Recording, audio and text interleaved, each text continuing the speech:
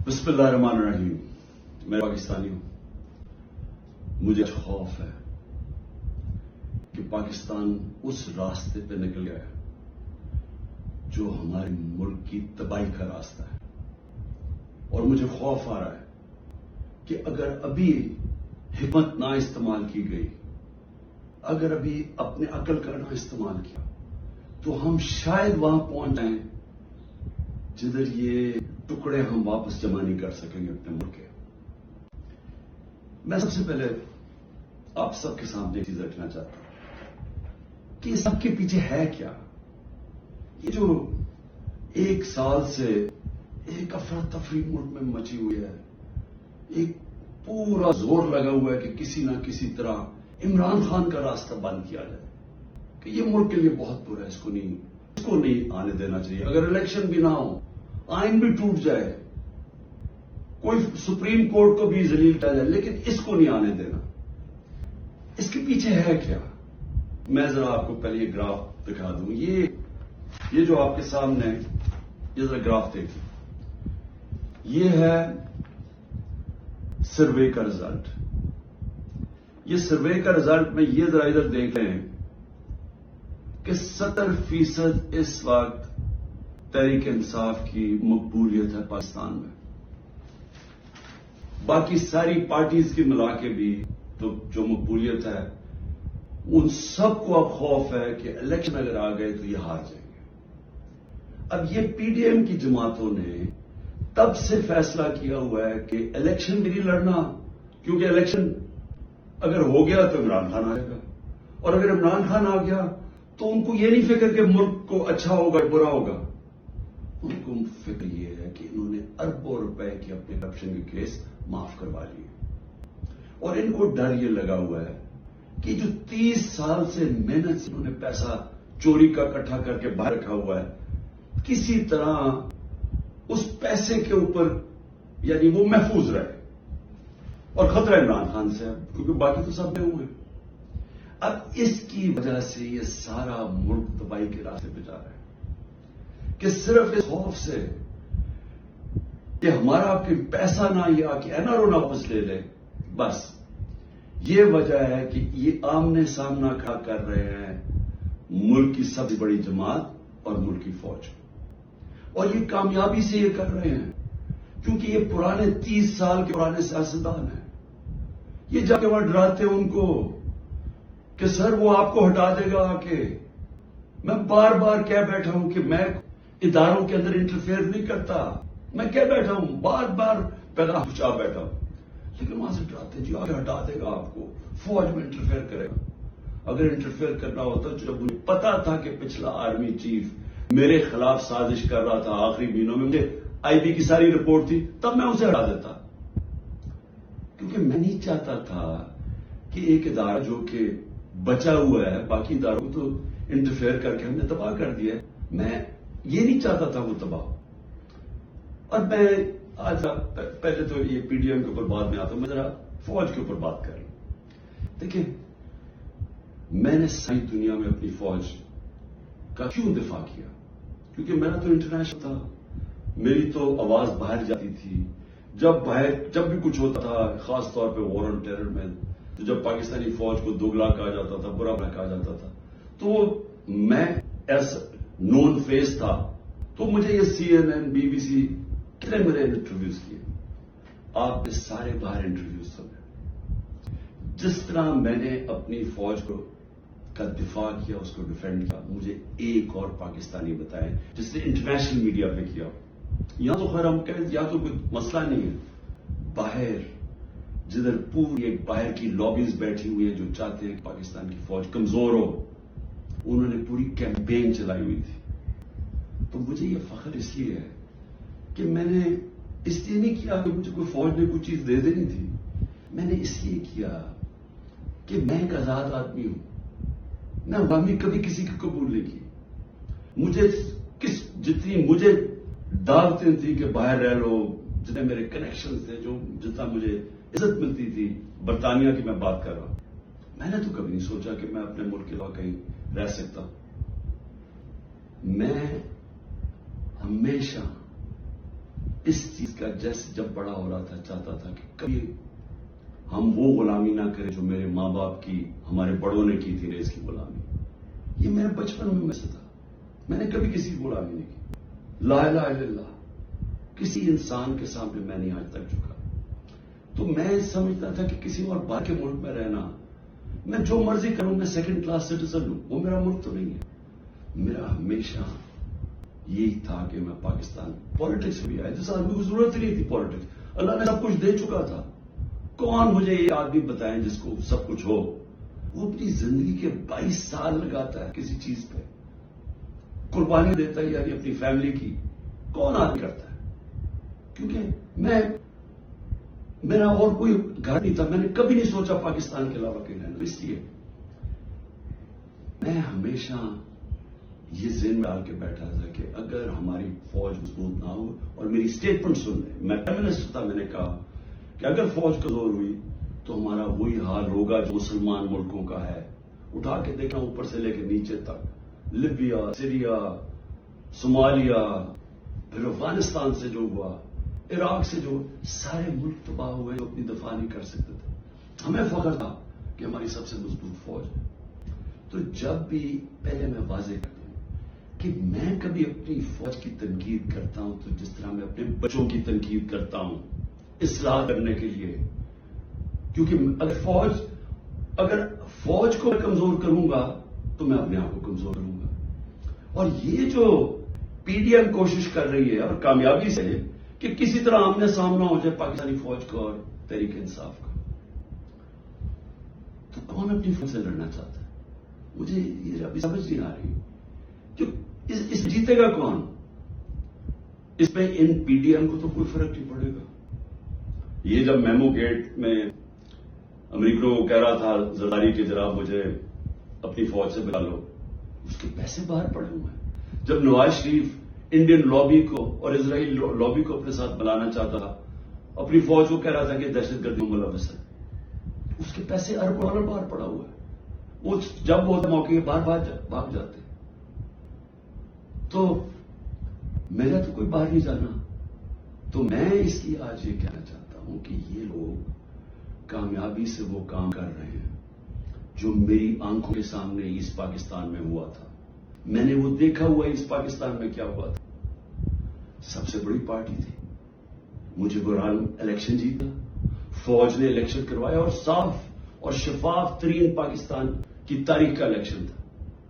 کس نے تسلیم نہیں کیا؟ اس میں کوئی شک نہیں کہ فوجی لیڈرشپ کی قصور تھا, لیکن وہ آدمی جو چاہتا تھا کہ میں پرائم منسٹر بن جاؤں, اس کا بہت بڑا ہاتھ تھا. وہ کہتا ہے میں مانتا ہوں مجھب الرحمان کو, پاکستان نہ ٹوٹتا. اس نے پوری پلاننگ کی اپنی ذات کے لیے. اس نے پاکستانی فوج کو لڑا دیا سب سے بڑی پارٹی سے, وہ ٹوٹ گیا. آج وہی ہو رہا ہے. یہ پی ڈی ایم لڑا رہی ہے جان کے. یہ جو کیسز بن رہے ہیں کہ ملٹری کورٹ میں کیس کر دو, آرمی ایکٹ سے کیس کر دو, ابھی آج تک ایسا ہوا ہے کہ نہ آپ نے کوئی تحقیقات کی, نہ کوئی انڈیپینڈنٹ انکوائری ہوئی, نہ پتا چلا کہ یہ اس کے پیچھے کون تھا. اور ایک دم جج, جوری اور ایکسیکیوشن فیصلہ ہو گیا کہ جی تحریک انصاف دہشت گرد جماعت ہے, اور پکڑ دکڑ شروع ہو گئی. 7,500 کارکنوں کو پکڑ لیا ہے. اس میں عورتوں کو پکڑ لیا ہے. کبھی اس ملک میں ہوئے نہیں ہیں. یعنی جس طرح عورتوں سے بدتمیزی ہوئی ہے, یہ کب ہوا ہے یہاں اس ملک میں؟ اور پھر یعنی گھروں میں جانا رات کو, سارا گھر توڑ دینا, عورتوں سے دھکے دے رہے ہیں عورتوں کو. شیرین افریدی کی بیوی کو بھی ساتھ پکڑ کے لے گئے. پھر ایک جگہ سے چھٹتی ہے شیرین مزاری, دوسری جگہ پکڑ لیتے ہیں. یعنی یہ کیا ہو رہا ہے؟ یہ تو اپنے ملک میں نفرتیں پھیلائی جا رہی ہیں. یہ تو جان کی ایسے مجھے لگ رہا ہے کہ میں ایک خواب دیکھ رہا ہوں, گھنونا خواب, جس کے اندر ایک ملک کی تباہی دیکھ رہا ہوں سامنے. یہ کون سا ملک اجازت دیتا ہے اپنی اس طرح کی تباہی کرنے کے لیے صرف ان چوروں خاطر؟ میں آج ذرا پوچھنا چاہتا ہوں, مجھے یہ بتائیں, تحریک انصاف 27 سال سے, مجھے ایک جگہ بتائیں کہ عمران خان نے کہا ہو کہ کسی قسم کا آپ قانون توڑیں، قانون کے باہر چلیں، آئین کے باہر چلیں. مجھے ایک دفعہ ایک اسٹیٹمنٹ میری بتائے 27 سال میں مجھے ایک میرے لیڈر کی اسٹیٹمنٹ بتائیں جو میرے نیچے ہے، جو میری پارٹی کے لیے وہ کہے کہ جناب توڑ دو، گھاؤ کرو، جلا دو. ایک جگہ بتائیں. مجھے یہ بتائیں کہ جب 25 مئی کو، اچھا اب سے پہلے چلیں، 9 نومبر کو مجھے 9 اپریل کو مجھے نکالا پچھلے سال. 10 اپریل کو لاکھوں لوگ سڑکوں کے اوپر نکلے. کسی نے کوئی کچھ کیا؟ کس نے کچھ جلایا گرایا کچھ کیا؟ سب کو پتا کس نے نکالا ہے. کچھ ہوا. اس کے بعد 25 مئی کو ہم ایک پرامن مارچ کر رہے ہیں، جو 3 لانگ مارچ انہوں نے میرے خلاف کی تھی. ہم نے ان کے خلاف ایک FIR رجسٹر کی. گھروں میں گھس کے انہوں نے لوگوں کو پکڑا. وہ پہلی بار شروع ہوا جو انہوں نے 3 بجے لوگوں کے گھروں میں پکڑ کے لوگوں کو مارا تھا. اور پولیس سے پوچھے وہ کہتے ہیں نامعلوم افراد سے پیچھے سے حکم ہے. جب پولیس سے کہ وہ جی پیچھے سے ہمیں حکم ہے. ہمیں تشدد کیا گیا. جب 26 کی صبح کو میں پہنچا تو میں نے جب دیکھا کیا حالات ہیں، میں نے کینسل کر دیا دھرنا، کیونکہ مجھے پتا تھا کہ انتشار ہوگا. 26 نومبر 4 لاکھ لوگ پنڈی میں جمع ہوئے. میں کیسے کہتا کہ ہاں ہم اسلام آباد کی طرف جائیں گے؟ مجھے تب پتا تھا انتشار ہوگا. لوگ مایوس ہوئے. مجھے برا بھلا کہا. میں نے کینسل کر دیا. 8 مارچ الیکشن ریلی نکال رہے ہیں. الیکشن اناؤنس ہو گیا ہے. پرمیشن مل گئی ہے پولیس سے. ریلیز آ رہی ہیں. ایک دم ساری جگہ police, water cannons, tear gassing. میں گھر میں انتظار کروں ریلیز کی تو پتا چلا، ایک دم پتا چلا. اچھا ٹی وی پہ بلیک آؤٹ کر دیا. ایک تو ہمیں میڈیا سے باہر نکال دیا. سب سے بڑی پارٹی کو میڈیا کے اندر بلیک آؤٹ کیا ہوا ہے. تو مجھے پتا ہی نہیں کہ میں ٹی وی دیکھ رہا ہوں. مجھے پتا ہی نہیں. مجھے پتا چلتا ہے وہ ٹیئر گیس. اسی وقت میں کینسل کرتا ہوں اپنی ریلی. میں کہتا ہوں آج ہی کریں. اگلے دن اپلائی کرتے ہیں کیونکہ الیکشن ہو گیا. اجازت نہیں ملتی، ریلی نہیں کرتا. اس سے اگلے دن جب اجازت ملتی ریلی کرتا. اور اس کے اندر 8 ضلع شاہ کا قتل کیا، لوگوں کو مارا، بازو ٹوٹے، کچھ کیا. ایک انلیگل ایکٹ کیا. پھر میرے گھر پہنچ گئے 14 مارچ کو. میرے گھر پہنچے جی. آپ نے وہاں پہنچنا ہے، وہاں عدالت میں اسلام آباد. میں شورٹی بانڈ دے دیتا ہوں. نہیں کرتے. 24 گھنٹے میرے گھر پہ حملہ ہوتا ہے. کسی پولیٹیکل لیڈر پہ ہوگا. اس کے بعد میں نے کہا کہ جلا دو، گرا دو. کوئی میں نے کہا کہ اٹیک کرو گورنمنٹ بلڈنگز کو، ریجز بھی تھے، فوج کو. کہیں میں نے کہا. اس کے بعد 18 کو میں جاتا ہوں. جب میں ادھر جاتا ہوں میرے گھر پہ حملہ. 72 بند گاڑی دروازہ توڑ کے میرا گھر لوٹ لیتے ہیں. میری بیوی بیچاری اکیلی ہوتی ہے. اس کے بعد میں نے کہا اٹیک کرو ان کو، پکڑو ان کو، ان کے خلاف کرو، جلاؤ. پھر جب میرے اوپر پورا مجھے قتل کرنے کی سازش ہوتی ہے وہاں جوڈیشل کمپلیکس میں، اللہ نے پتہ نہیں مجھے کیسے بچایا. تو جب میں وہاں سے بچتا ہوں، کیا تب میں کہتا ہوں کہ ان سے بدلہ لو، کچھ کرو؟ کیونکہ اندر سارے رینجرز تھے، نامعلوم افراد تھے اندر. اس کے مجھے تو پتا تھا کون. کیا میں کوئی اسٹیٹمنٹ دیتا ہوں کہ اٹیک کرو ان کو؟ تو میں سمجھنے کی کوشش کر رہا ہوں کہ جب یہ مجھے پکڑتے ہیں وہاں سے، میں صبح 9 مئی کو جانے سے پہلے کہتا ہوں کہ اگر وارنٹ ہے تو میں تیار ہوں ریسٹ دینے کے لیے. میری اسٹیٹمنٹ ہے. اور میں نے کہا کہ اس کے کانسیکوینسز ہو سکتے ہیں اگر آپ مجھے اس طرح اٹھایا. آپ کو تیار ہونا چاہیے. تو مجھے اس دن پتا تھا انہوں نے کچھ کرنا. آرام سے پکڑتے، پولیس سے پکڑوا دیتے. ساری دنیا کے اندر امیج گیا ہے کہ پہلے شیشے توڑ کے سر پہ میرے ڈنڈا مارا، لوگوں کو زخمی کیا، اور مجھے ایسے پکڑ کے جا رہے ہیں جیسے کوئی دہشت گرد ہے. کہ پاکستان کا سب سے بڑی ڈیموکریٹک پارٹی کا سربراہ نہیں. 12 الیکشن اسمبلی میں نیشنل اسمبلی کے جیتا ہوں، جو ورلڈ ریکارڈ ہے. اور ایسے لے کے جا جیسے میں نے کوئی جرم، میں کوئی دہشت گرد ہوں. اب اس کے جو امیجز تھے اس کا رد عمل آنا تھا. اور یہاں میں کہنا چاہتا ہوں کہ یہ پوری سازش ہوئی ہے. انہوں نے بڑی پلاننگ کے تحت کیا. ہمارے پاس اب ساری ایویڈنس آ گئی ہے.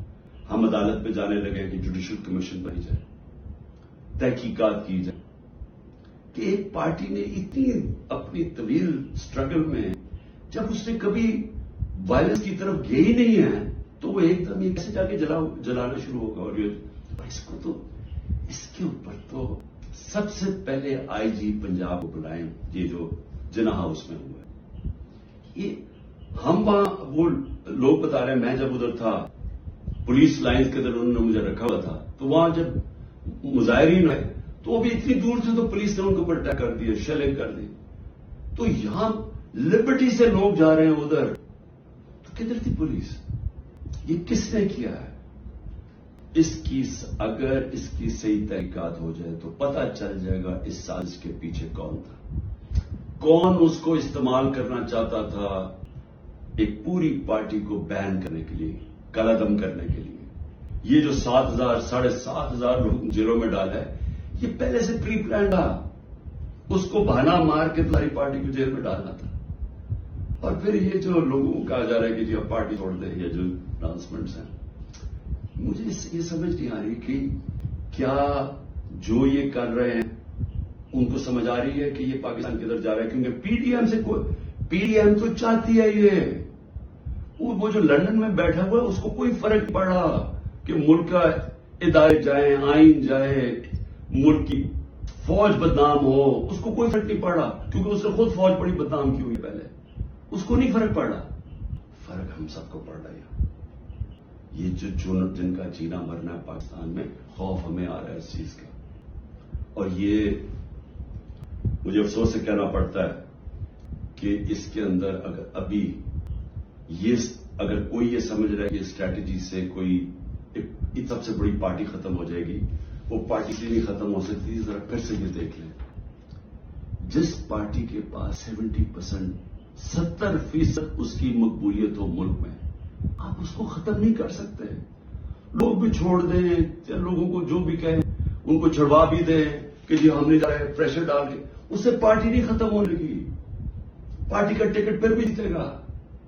یہ جو راستہ ہے یہ تو پاکستان کی تباہی ہے. اور صرف یہ جو باقی پی ڈی ایم جو ریلو کٹے ہیں, جن کا نہ ووٹ بینک ہے نہ کچھ ہے, جو مزے لیں اقتدار کے, یہ صرف یہ کی کوشش یہ ہے کہ فوج کو پاکستان کی سب سے بڑی پارٹی لڑایا جائے. یہ ہے سازش. سو میری آپ سے ریکویسٹ ہے, میرے اپنے پاکستانی سے, کہ دیکھیں یہ وقت ہے کہ ہم سب جاگے کیا ہو رہا ہے. یہ جو خوف اور ہراساں پھیلایا جا رہا ہے, اس کا صرف ایک ہی مقصد ہے کہ لوگ چپ کر کے بیٹھ جائیں. یہ جو عورتوں سے کر رہے ہیں, یعنی میں پھر سے یہ کہنا چاہتا ہوں کہ مجھے تو کچھ سمجھ نہیں آ رہی کہ یہ ہم کون سی دنیا میں ہیں. ہمارے ملک, ہماری جو دین ہے, ہماری تو روایتیں, چادر اور چار دیواری, میں تو کبھی ایسا نہیں دیکھا. مجھے صرف ایک ہی چیز سمجھ آ رہی ہے کہ یہ کوئی خوف پیدا کرنا چاہ رہے ہیں. اور مجھے ڈر یہ ہے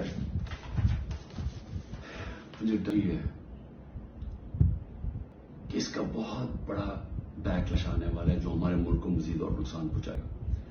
ابھی تک کوئی بات نہیں کر رہا, سرکاری بلڈنگز کی بات کر رہا, اور میں جب کہا ہم نے انشاءاللہ ہائی کورٹ میں جا رہے ہیں کہ جوڈیشل کمیشن فوری بنائی جائے, کیونکہ ہمارے پاس اب ثبوت آ گئے. ہر جگہ ہمیں لوگ نظر آئے جو ہماری پارٹی کے نہیں تھے, جن کے پاس بندوقیں بھی, پسٹل بھی تھے, جو آگے کہہ رہے تھے کہ اٹیک کرو کور کمانڈر ہاؤس. میاں والی کے لوگ اتنے خوش تھے, وہ جو ہمارا جہاز چوک جیسے کہتے تھے, وہ کس سے چلا ہے؟ وہ تو سارے ایک میرا کارکن کہہ رہا ہے کہ جب کو پتا چلا انہوں نے روکنے کی کوشش کی. کوئی نامعلوم افراد تھے. اس میں تحقیقات ہونی چاہیے, جس طرح جناح ہاؤس. ریڈیو پاکستان کیسے جل گیا؟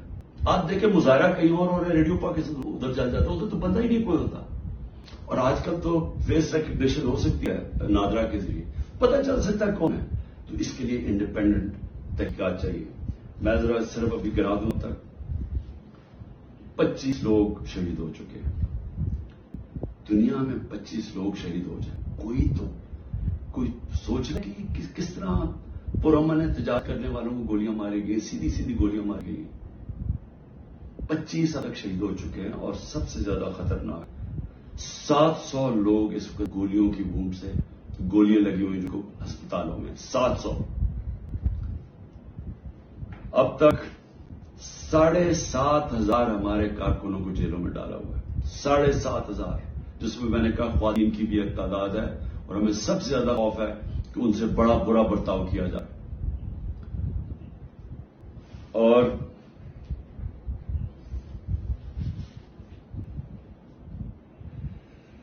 آخر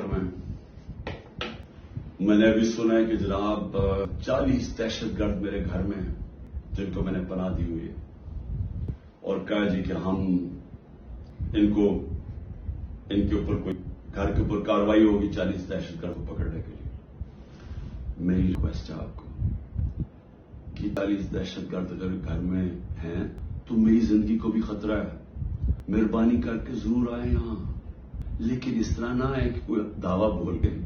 اس طرح کریں، سرچ وارنٹ لے کے آئیں ایک مہذب معاشرے کی طرح. آئیں کہ کوئی نام تو دیں گے دہشت گرد ہے کون، اور آئیں ہم آپ کو ساری دکھا دیتے ہیں گھر میں کدھر ہے، کتنے دہشت گرد ہیں. شاید میرا ہی فائدہ کروا کہ اگر کوئی چھپا ہوا وہ دہشت گرد ہے.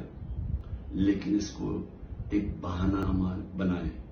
جس طرح ہمارے لوگوں کو پکڑ رہے ہیں، جس طرح اس کو استعمال کیا گیا ہے تحریک انصاف کے اوپر کریک ڈاؤن کرنے کا، اس کو بھی استعمال نہ کریں کہ جس طرح کہ جی عمران گھر 40 دہشت گرد چھپے ہوئے ہیں تو حملہ کرتا ہوں.